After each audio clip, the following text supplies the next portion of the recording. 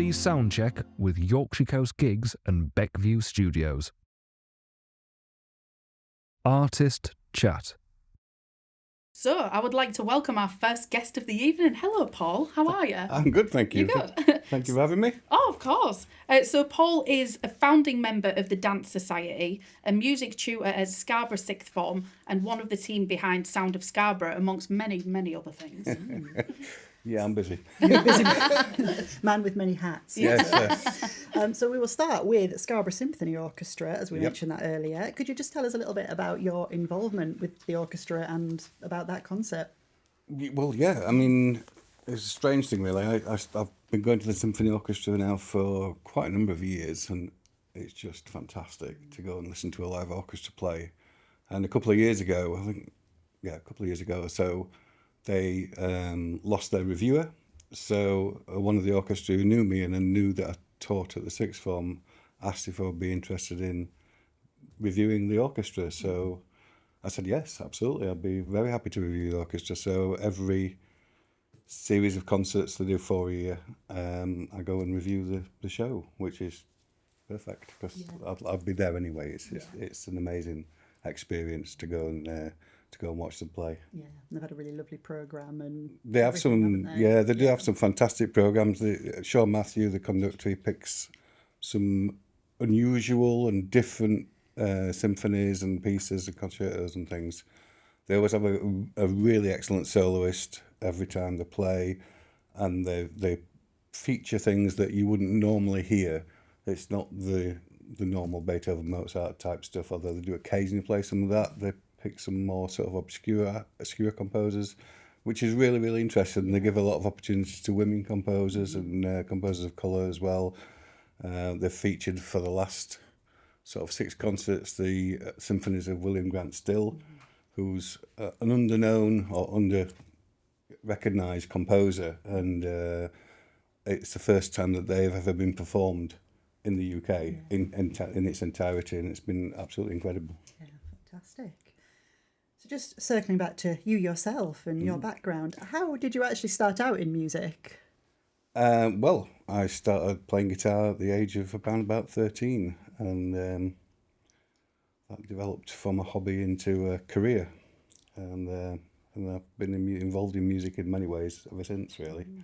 How old were you when the Danse Society kind of started for you? Yeah, it's a long, long time ago, in a galaxy far, far away. Yeah, called Barnsley. Yeah, So obviously learned to play guitar, being around friends who were musicians, and eventually, like you do at that young age, you form bands and fall out of bands and form bands, and eventually 5 of us formed a band at the time called Dance Crazy, which later became Danse Society. And being stuck in Barnsley, it wasn't the greatest environment. I mean, for most people, it was a life down the coal mines, digging coal, and that's what was the general sort of career path was for somebody living in that area.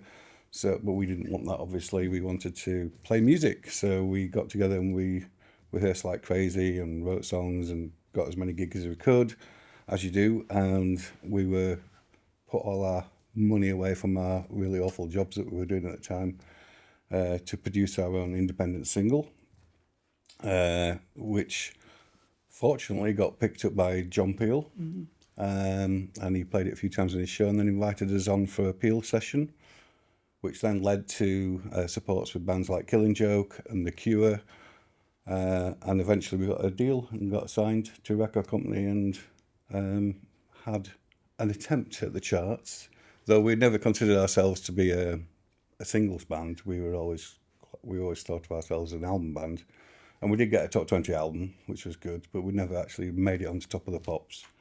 So the record company, said, well, you're not making enough money for us, and we'll see you, sort of thing. And then it all sort of went away, and and that was in the 80s, a long time ago, like I said. And then we sort of called it a day, really, and went our separate ways and did our separate things. And then with the advent of Facebook and social media, back in 2010, some kind soul put a group together called the Danse Society Reformation Plot. which gathered an amazing amount of momentum and attention, wanting the band to get back together, which we sort of did, although we couldn't get the bass player and the singer at the time, so it was just myself, keyboard player and the drummer. And we went in the studio and wrote songs and found that the magic was still there, and we loved doing what we were doing. And eventually we managed to contact the singer who was living in LA, and he came over for a very brief period, recorded one song and then disappeared again. So that wasn't great. So then we were very fortunate to, these things sort of fall into place. I think it's planetary alignment or something. Yes. We were contacted by Mathalia, who's now our current singer, who was interested in just doing some backing vocals with the band and working with the band. She'd always been a massive fan and really enjoyed our music.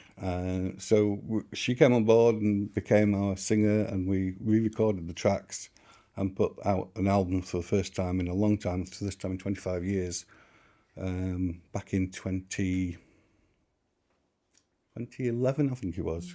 Album called Change of Skin, which is our road back to the Danse Society being out there again. And since then we've made 5 albums and done lots of gigs and tours and things, and we're loving being back together and enjoying the music again. Yeah. And you've got a couple of, is it a festival date coming up? Yeah, we're playing the Other Worlds Festival in Morecambe with Jean Loves Jezebel, her headline in that. But we're on as well, which is always a draw. So that's been really good fun. That's on June the 20th. Fantastic. So by day, my other hat on. Yeah. So my day job is I'm the music tutor at the Scarborough Sixth Form College. And what are the highs and lows of being a sixth form tutor? So, the highs are that it's a really fun and interesting job, and I get to teach students, like 2 of them are over there, are going to play for you later, and there's one in the control room as well, I believe. So I get to meet all these amazing musicians. It's fantastic. I love it, and I've been teaching for 25 years, but I've been teaching music for 18 years now, I think.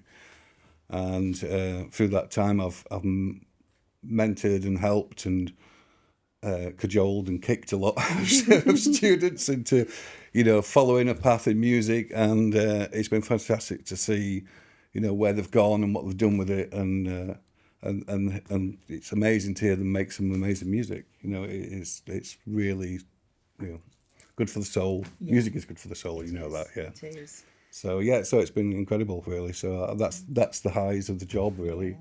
Yeah. It really is. It's fabulous to sort of see all the students go on and do stuff. So moving on and away from it being good for the soul, Sound of Scarborough, you're an integral part of Sound of Scarborough, the other hat, yeah. I'll talk about, again, we talk about an in-between bit of time in the show, so it hasn't happened yet, but by the time the show goes out, you will have done a Sound of Scarborough collaboration, in a sense, with the Sixth Form. So there's a Sixth Form showcase happening, yes. Even though that will have happened by the time you see this. Would you like to tell us a little bit about those bands and what's happening with that? Yeah, I would love to. Unfortunately, like I say, it's going to have happened by the time you get to see this. But on Saturday coming, we are doing the annual Sixth Form showcase at the Market Hall in Scarborough, which features all of the music students, all the performing music students, including the A-level students, who will be doing collaborations and sessions with each other. We do basically 2 45-minute sets of an eclectic mix of pop, rock, jazz. We've even got a bit of classical in there, a bit of everything, over 2 45-minute sets. It's really fantastic. The students have been working hard, getting their songs together and getting their performances together. And it went down amazing last year at the Market Hall, and I'm sure it's going to be amazing again this weekend. And then that's followed by the 2 45-minute sets are followed by some short sets by bands that are at the Sixth Form, if you like. So we've got Black White Square Form, who are sort of jazz-based improvisational band who've been playing at the Jazz Club and various other places around and about. That's followed by a new all-female band called Socket. We're playing sort of rock stuff, and then we finish off with the Limeys, who you mentioned earlier. Yep. Amazing band. If you haven't seen them, you must go see the Limeys, which includes Sam Wrigley and Joe Miller and Theo Walcott. Theo Walcott, that's a footballer. Theo Kendall, who are just a set of incredible musicians who are playing sort of post-rock stuff. It's really good.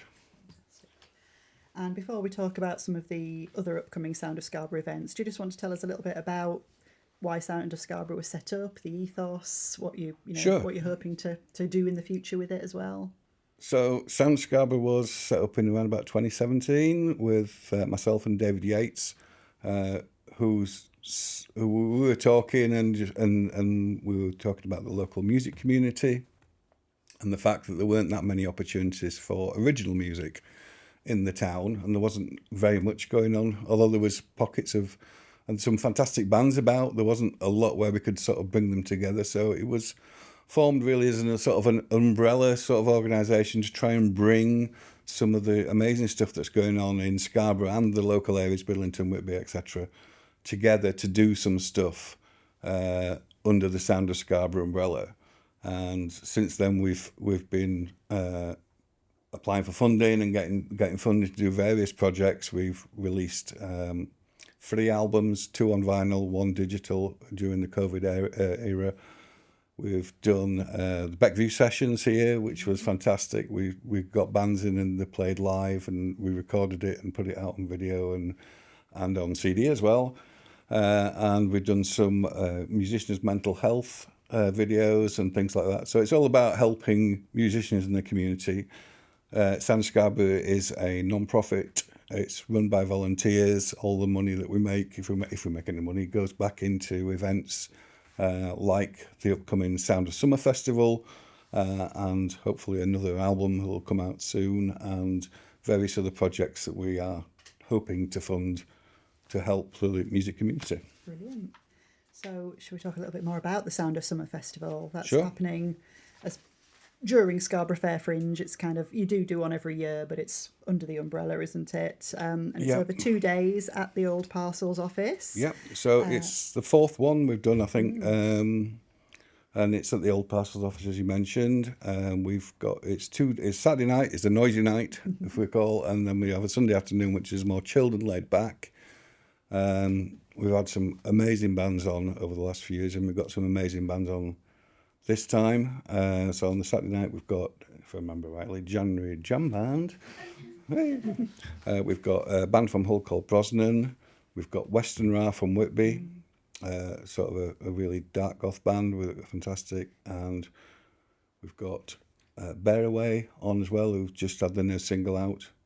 And we've got one other which slipped. Serial Killer Glasses. Oh yes, I couldn't mention They're Serial Killer. brilliant. They are amazing. Serial Killer Glasses, incredible band, and I had the pleasure of listening to their album recently, which has not been released yet, which is going to be amazing. So that's Saturday night. Thank you for the prompt, Beth. It's a really good mix as well, isn't It's it? a really good mix. Yeah, we always try to make it a really good sort of eclectic, different mix of bands. On the Sunday, we've got we have the Limeys on the Sunday actually, and we've got. Do you want this? That would be lovely. Emma Louise is playing, and Freddie Schmuck from the Fiends, and then Jenny Bray, who's sort of jazzy type stuff, easy listening stuff. It's it's going to be a really nice weekend of music, and it's only £5 on the Saturday night, and it's free on the Sunday. So come along. That's also on the June 20th, 21st. Fantastic, thank you. And although the lineup isn't set yet, we've talked a little bit about you're also putting together some music for Scarborough Extreme, which is across the weekend of 12th to 14th of July. So we will obviously share some information about that when we have it. Will be more bands, extreme bands you'll be having for that one. Yeah, it's good. That's really exciting. It's the first festival down North Bay since the Scarborough Surf Festival, which used to be on down there, and it's going to be a sort of similar event, but with some martial arts and BMX skateboarding, that sort of thing, and there'll be a lot of stalls, and we've got our stage right in the middle of North Bay on the seafront. So I hope it's not too windy and rainy. It's going to be a bit scary, and we should have bands on throughout the day, So that should be really good fun. Lovely. Should we look out for that as well? Is there anything else you would like to add, Paul, before we go to a video? No, I think I've exhausted myself now. So many lots of of your ground, areas. all the different Thank you so much for that, Paul.